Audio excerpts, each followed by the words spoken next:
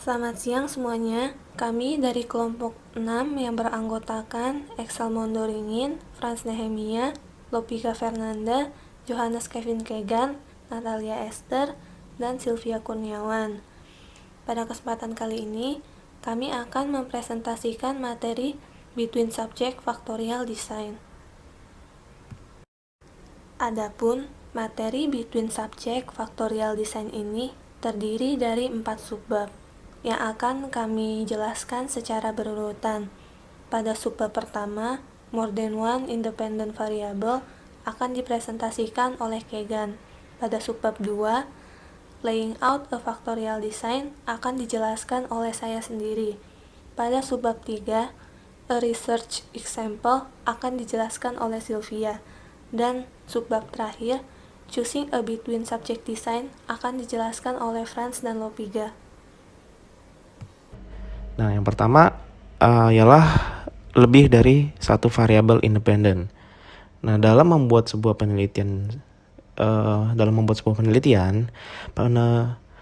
kita sebagai peneliti itu harus menentukan suatu variabel yang ingin kita ukur atau ingin kita cari tahu. Nah, variabel yang ingin kita lihat ini itu tidak hanya ada satu variabel, melainkan bisa ada beberapa variabel. Nah, di dalam buku ini sendiri dikatakan bahwa multiple variable itu lebih efisien untuk mendapatkan data yang ingin dicari. Nah, tetapi balik lagi kepada tujuannya ini untuk mencari apa, seperti itu. Berikutnya ada looking for mind effect. Nah, artinya di sini adalah dalam sebuah penelitian eksperimen itu memiliki peran yang penting. Nah, ketika kita mengukur seberapa besar pengaruh efek tersebut, kita selalu bertanya seberapa besar pengaruh efek terhadap sebuah perilaku. Nah, kita tuh kalau mau melakukan sebuah penelitian, pasti kita akan mencari tahu dulu pertanyaan atau membuat pertanyaan. Seberapa besar sih pengaruh musik terhadap mood, seperti itu contohnya.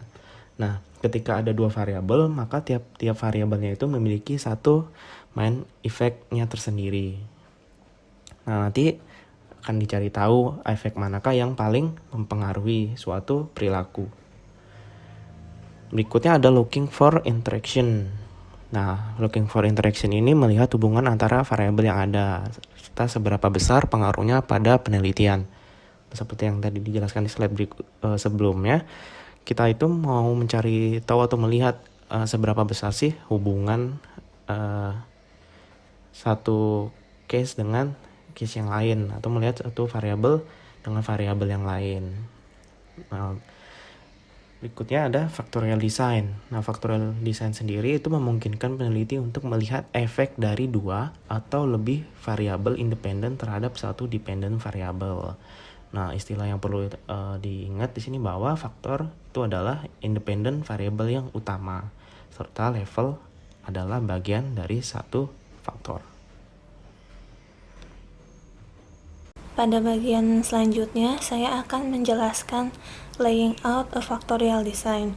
Pada bagian ini akan dijelaskan bentuk dari desain matriks dan bagaimana cara menuliskan notasi pada factorial design. Desain matriks. Desain matriks merupakan cara untuk menerjemahkan pemikiran Anda tentang eksperimen ke dalam bentuk diagram sederhana. Contoh dari desain matriks ini dapat terlihat pada gambar yang ada di sebelah kanan. Pada gambar ini adalah contoh desain matriks dari eksperimen What is in a Name. Sehingga dapat kita ketahui bahwa dengan membentuk desain matriks, ini akan membuat kita menjadi lebih mengerti dalam memahami suatu eksperimen itu. Lebih efektif dan lebih sederhana jika dibandingkan dengan menguraikannya secara per kalimat, seperti contoh yang ada pada slide berikutnya.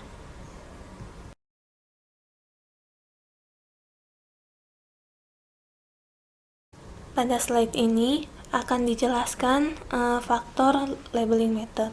Yang pertama itu, label faktor itu dipisahkan oleh huruf X atau tanda silang. Yang kedua, setiap angka mengacu pada faktor yang berbeda dan kondisi yang berbeda.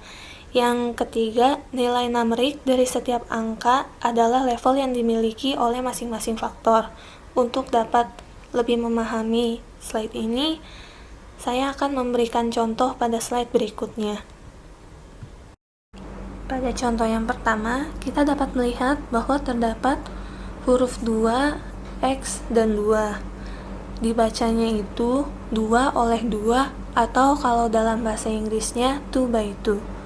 Yaitu, terdapat dua faktor. Faktor yang pertama itu terdiri dari 2 level dan faktor yang kedua terdiri dari 3 level. Sehingga terdapat 4 perlakuan.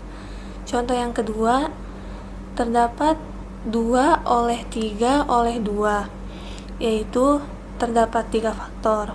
Faktor yang pertama terdiri dari 2 level, faktor yang kedua terdiri dari 3 level, dan faktor yang ketiga terdiri dari 2 level, sehingga terdapat 12 perlakuan. Untuk lebih dapat memahami mengenai desain faktorial, saya akan memberikan satu contoh lagi, yaitu contoh dari penelitian atau eksperimen yang dilakukan oleh Goldfried dan kawan-kawan. Ia meneliti perbandingan terapi yang berfokus pada CBT dan interpersonal psikodinamik pada pasien yang mengalami depresi. Dalam eksperimennya ini, ia memberikan CBT kepada 30 orang dan terapi interpersonal dinamik pada 27 orang. Setiap kelompok dibagi lagi menjadi 2 secara seimbang, dan setiap bagiannya diberikan lagi perlakuan secara berbeda. Pada bagian pertama dari 2 kelompok diberi terapi selama 8 sesi, sedangkan bagian kedua diberi terapi 16 sesi. Setelah dihitung hasilnya, pada eksperimen yang dilakukan ini terdapat 2 faktor, yaitu faktor CBT dan faktor interpersonal psikodinamik. Eksperimen ini memberikan perlakuan kombinasi karena setiap kelompok perlakuan diberi terapi secara berbeda, yaitu 8 sesi dan 16 sesi. Pada eksperimen ini, selain terdapat 2 faktor yaitu CBT dan interpersonal psikodinamik, terdapat juga level pada setiap faktor, yaitu pemberian 8 sesi terapi dan 16 sesi terapi. Jadi, eksperimen ini mempunyai 2 faktor dan setiap faktor mempunyai 2 level. Pada penelitian ini dapat dilambangkan dengan 2 oleh 2, yang artinya eksperimen ini terdiri dari 2 faktor, yang masing-masing faktornya terdiri atas 2 level. Dengan demikian, pada eksperimen 2 oleh 2 terdapat 4 perlakuan, yaitu yang pertama terapi kognitif behavioral yang terdiri dari 8 sesi, yang kedua terapi interpersonal psikodinamik yang terdiri dari 8 sesi, dan yang ketiga terapi kognitif behavioral yang terdiri dari 16 sesi, dan yang keempat terapi interpersonal psikodinamik yang terdiri dari 16 sesi. Contoh penelitian. Kleiner dan Chaiken di tahun 1990 tertarik pada kepercayaan antara gender dan perilaku makan. Secara umum, wanita menunjukkan perhatian yang lebih besar itu dalam perilaku makan. Wanita itu biasa makannya cuma dikit supaya badannya bagus. Kleiner dan Chaiken percaya bahwa memakan makanan ringan saja dalam 1 hari penuh adalah perilaku diet yang tepat bagi wanita supaya terlihat kurus. Meskipun penelitian telah menunjukkan bahwa pria tidak begitu menyukai wanita dengan tubuh yang kurus, tapi banyak wanita yang terobsesi untuk menjadi kurus, terutama di negara Amerika. Para penulis melakukan percobaan yang menguji hipotesis berikut. Wanita akan memakan lebih sedikit di hadapan pasangan lawan jenis, dibandingkan di hadapan sesama jenis kelamin yang sama.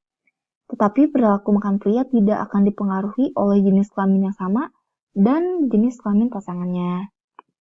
Kemudian, Kleiner dan Chaiken mengatakan bahwa 2 variabel subjek sesama jenis dan pasangan lawan jenis akan berinteraksi dalam pengaruhnya terhadap perilaku makan. Pertama, perilaku wanita harus dibandingkan dengan perilaku pria. Variabel independen pertama adalah jenis kelamin subjek. Faktor ini adalah variabel subjek. Subjek secara otomatis ditugaskan ke grup eksperimental berdasarkan jenis kelamin mereka.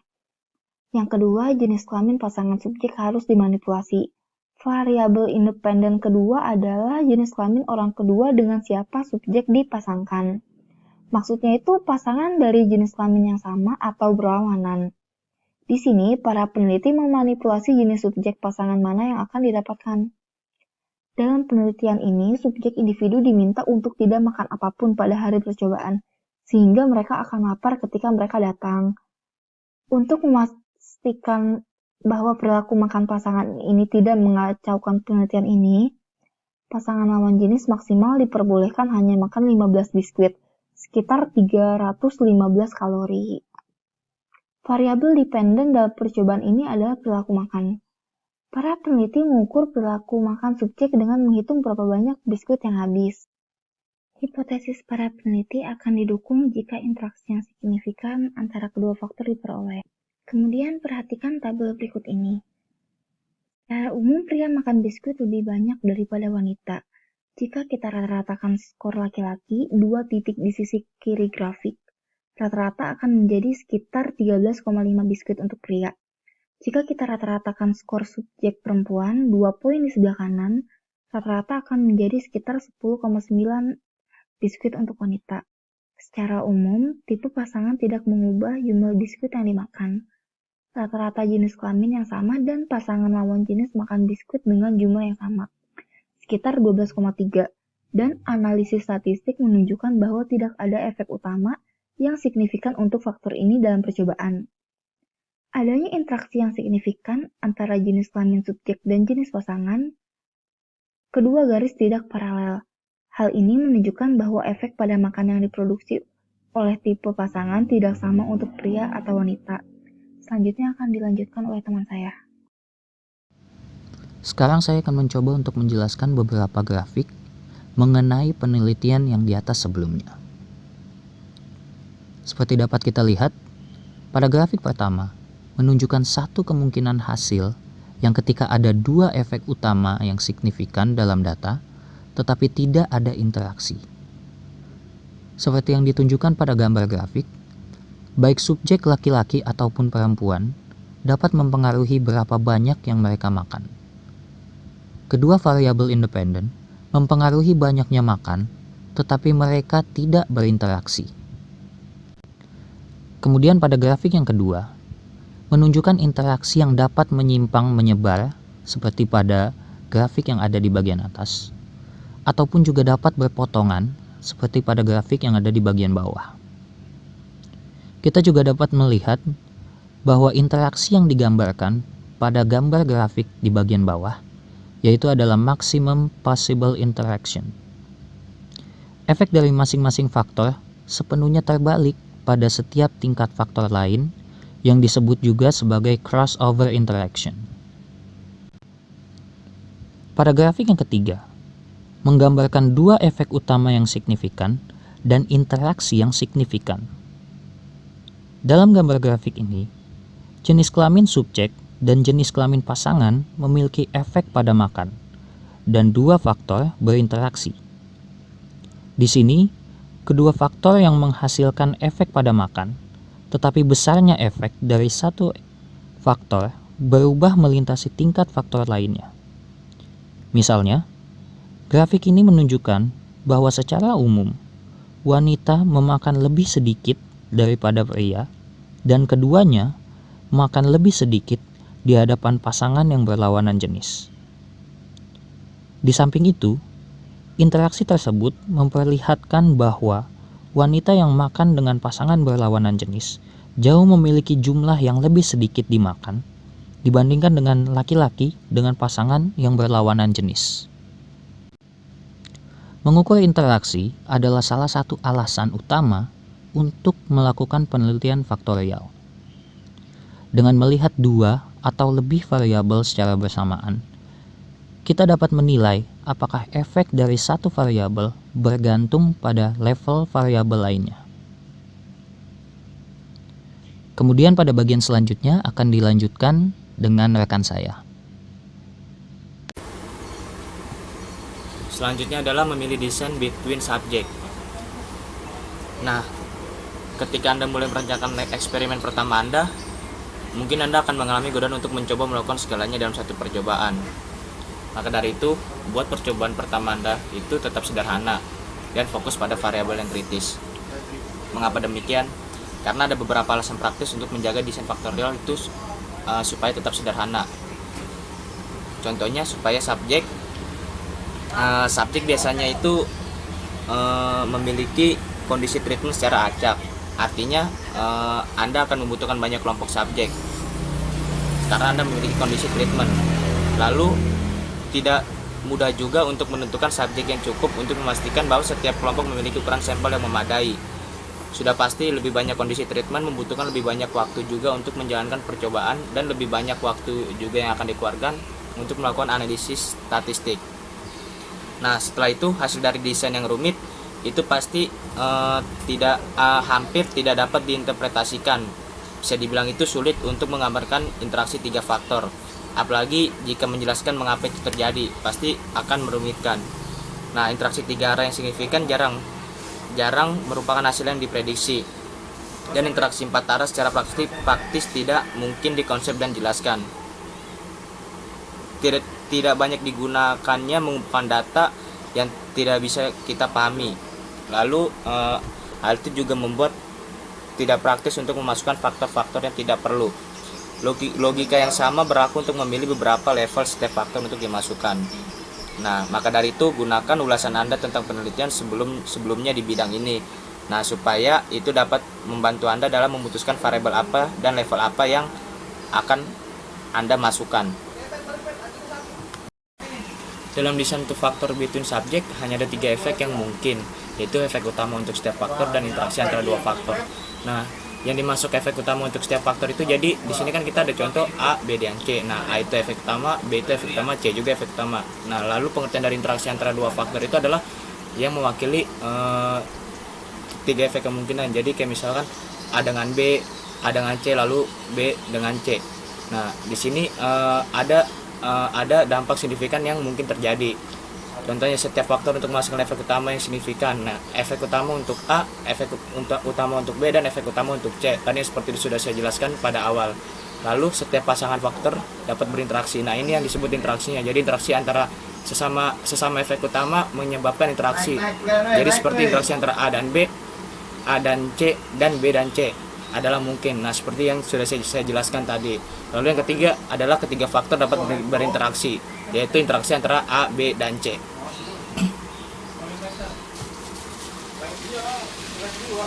Berikutnya dalam penelitian Baron dan partner tahun 1985, dalam desain penuh, mereka memiliki 3 variabel independen, yaitu tipe subjek, kondisi provokasi, dan tingkat ion. Tipe subjek itu yang tipe A, indeterminan, dan tipe B. Kondisi provokasi itu marah atau tidak marah, yang mean level of heat burst, dan tingkat ion itu rendah, sedang, atau tinggi. Jadi secara keseluruhan ada 18 kondisi eksperimental yang berbeda. Hasil agresivitas sangat kompleks, dua interaksi 2 arah diperoleh. Interaksi 3 arah juga hampir signifikan secara statistik. Kehadiran dua interaksi 2 arah membuat interpretasi temuan eksperimental jadi sangat sulit.